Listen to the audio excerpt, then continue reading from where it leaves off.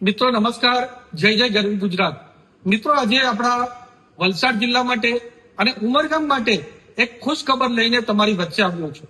જે ઉમરગામમાં રહેતા લોકો અને ઉમરગામમાં જે અપડાઉન કરતા લોકો વર્ષોથી જેની માંગણી કરી રહ્યા છે કે ઉમરગામ રેલવે સ્ટેશન ખાતે ફ્લાઇંગ રાણીનું સ્ટોપેજ મળવું જોઈએ, એના માટે ખાસ કરીને જ્યારે હું સાંસદનો ઉમેદવાર બન્યો, સાંસદ બન્યો અને હાલ સંપન્ન આપણી નગરપાલિકાની ચૂંટણી હતી ત્યારે પણ અમે વચન આપ્યું હતું કે આપણે ઉમરગામ રેલવે સ્ટેશન ખાતે આપણે ફ્લાઇંગ રાણીનું સ્ટોપેજ અપાવશું. અને એના માટે ખાસ કરીને દેશના આપણા પાર્લામેન્ટની અંદર દેશના રેલવે મંત્રી અશ્વિની વૈષ્ણવજીને મળીને લેખિતમાં અનેક વાર રજૂઆત કરીને એમને અમે સમજાવ્યું કે ઉમરગામ આજે એક ઔદ્યોગિક કેન્દ્ર બનીને ઉભરી આવ્યું છે, જ્યાં લાખો લોકો રોજગારી મેળવે છે અને અપડાઉન પણ કરે છે.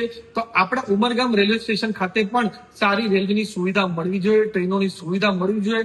આપણા અશ્વિની વૈષ્ણવજી પણ એકદમ સારા મંત્રી છે અને આ બધી વસ્તુ સમજી અને આજે ખાસ કરીને આપણા દેશના રેલવે મંત્રી અશ્વિની વૈષ્ણવજીએ લેખિતમાં આપણા ઉમરગામ ખાતે ફ્લાઇંગ રાણીનું સ્ટોપેજ મંજૂર કર્યું છે. એટલે સૌથી પહેલા તો આપણા દેશના પ્રધાનમંત્રી નરેન્દ્ર મોદી સાહેબ, દેશના ગૃહમંત્રી અમિત શાહ સાહેબ અને સાથે સાથે દેશના રેલવે મંત્રી અશ્વિની વૈષ્ણવજીને હું દિલથી ખૂબ ખૂબ ધન્યવાદ આપવા માંગુ છું કે જે અમારા લોકો બધાની નિવેદન હતું અમારા ફ્લાઇંગ રાણી સ્ટોપેજ માટે, તે આજે અમે મંજૂર કર્યું છે.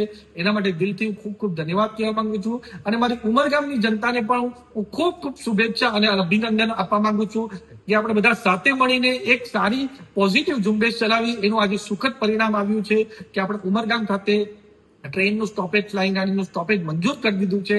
એટલે આપણા બધા લોકોને સવલત પણ સારી મળી રહેશે.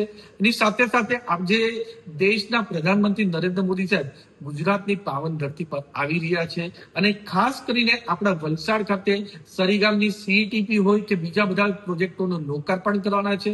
એની સાથે સાથે ડાંગ જિલ્લા પંચાયતનું પણ લોકાર્પણ કરવાના છે. એ બતાવે છે કે આપણા દેશના પ્રધાનમંત્રી નરેન્દ્ર મોદી સાહેબ આપણી વલસાડ લોકસભામાં વલસાડ અને ડાંગ માટે કેટલા ચિંતિત છે અને કેટલા સારા સારા પ્રોજેક્ટ આપણા વલસાડ ડાંગ માટે પણ લાવી રહ્યા છે.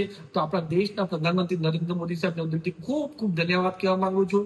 અને આવનારા દિવસમાં જે રીતે નરેન્દ્ર મોદી સાહેબ વિકસિત ભારતનો સંકલ્પ લઈને ચાલી રહ્યા છે એ જ રીતે આપણે બધા સાથે મળીને વિકસિત વલસાડ ડાંગ લોકસભા પણ કરાવશું. ખૂબ ખૂબ ધન્યવાદ.